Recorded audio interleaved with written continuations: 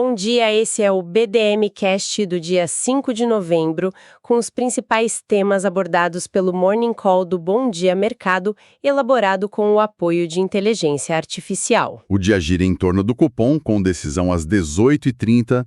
O consenso é de Selic estável em 15%, mas cada palavra do comunicado pode reposicionar as apostas, enquanto o shutdown nos Estados Unidos, que entra no 36º dia, e já é o mais longo da história, mantém o ADP como dado-chave, com os empregos criados no setor privado. Vamos aos destaques desta quarta-feira. Então, o foco principal hoje, sem dúvida, é a reunião do Copom, o Comitê de Política Monetária do Banco Central. A expectativa geral, como você disse, é de manutenção da taxa Selic em 15%, mas o ambiente esquentou bastante com as declarações recentes do ministro Haddad, certo? Exatamente.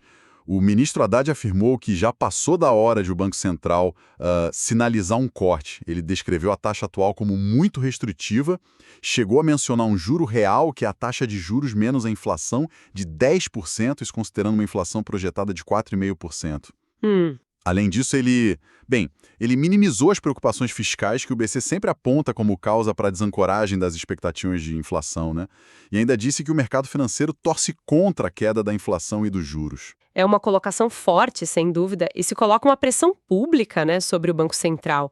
Como é que essa tensão entre governo e BC repercute nas expectativas para a decisão de logo mais?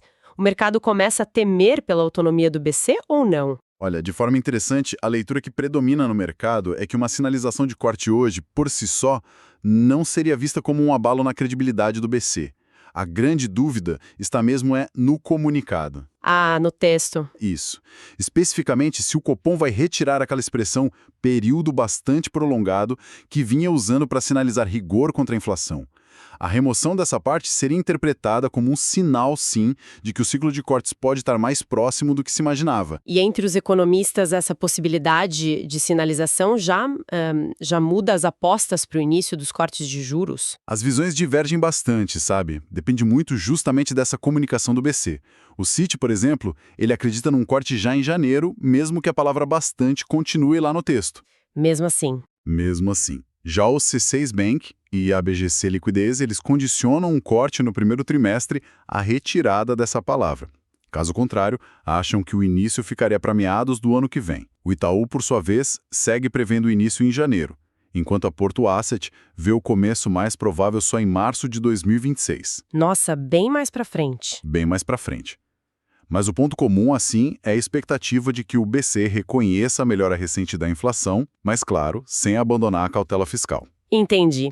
E enquanto o Copom delibera sobre a política monetária, o Congresso também tem uma pauta econômica importante hoje, que é a isenção do imposto de renda. Sim, está prevista para hoje a votação na Comissão de Assuntos Econômicos, a CAE, lá no Senado, do projeto que amplia a faixa de isenção do IR para quem ganha até R$ 5.000 mensais. E a ideia é votar rápido. A intenção é levar o texto ao plenário ainda hoje. O relator manteve a proposta que veio da Câmara. Agora, para compensar a renúncia fiscal, que está estimada em 4 bilhões de reais, ele apresentou um projeto separado. Esse outro PL deve ser votado na próxima semana e propõe dobrar a taxação sobre as apostas esportivas online, as famosas BETs, e também elevar a CSLL, a contribuição social sobre o lucro líquido de bancos e fintechs. O ministro Haddad, inclusive, está acompanhando essa votação de perto lá em Brasília. E falando em governo, o presidente Lula voltou a mencionar a questão das tarifas americanas sobre produtos brasileiros, né? Correto. O presidente afirmou que pode até ligar para o Donald Trump se não houver um agendamento de reunião entre os negociadores para discutir essas tarifas. Ele classifica as tarifas como baseadas em dados e reais. É uma forma de pressionar diplomaticamente, né? Mudando um pouco o foco, vamos para os resultados corporativos. O Itaú apresentou números bem expressivos. Sim, um lucro líquido recorde de quase 11,9 bilhões de reais agora no terceiro trimestre. Veio acima das expectativas do mercado. O resultado foi impulsionado principalmente pela carteira de crédito e também pelas receitas com serviços, com destaque para a área de seguros.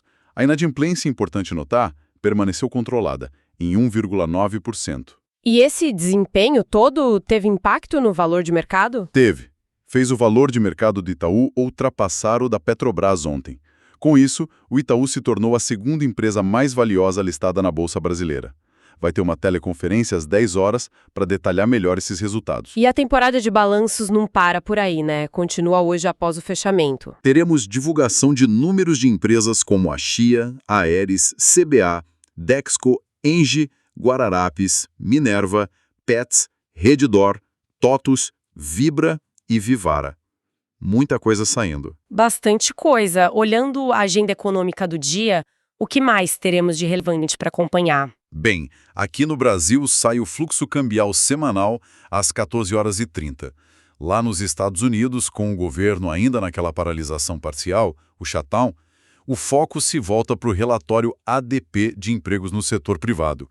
Ele sai às 10h15 e serve como uma prévia, uma alternativa ao relatório oficial, o payroll. Certo. Também teremos dados importantes como o PMI industrial do ISM, que sai ao meio-dia, o PMI composto da S&P Global um pouco antes, às 11h45, e os estoques de petróleo do DOE, o Departamento de Energia, às 12h30.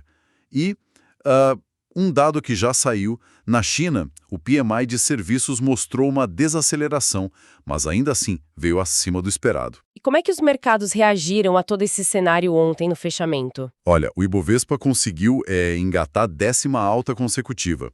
Fechou com um ganho de 0,17%, em nova máxima histórica. Foi ajudado pela Petrobras ali no finalzinho do pregão. Impressionante essa sequência. Pois é. Já em Nova York, o dia foi negativo. O Nasdaq caiu mais de 2%, refletindo algumas preocupações com uma possível correção nas ações de tecnologia e também os efeitos do shutdown, que não terminam. O dólar subiu 0,77%, fechando a 5,3989, e os juros futuros tiveram movimentos mais contidos, assim, com um leve viés de baixa na ponta curta e uma altinha na longa, refletindo justamente essa expectativa toda pela decisão do Copom hoje. Ouça todos os dias, a partir das 8 horas, o BDM Cast no canal do Bom Dia Mercado no YouTube. Até amanhã.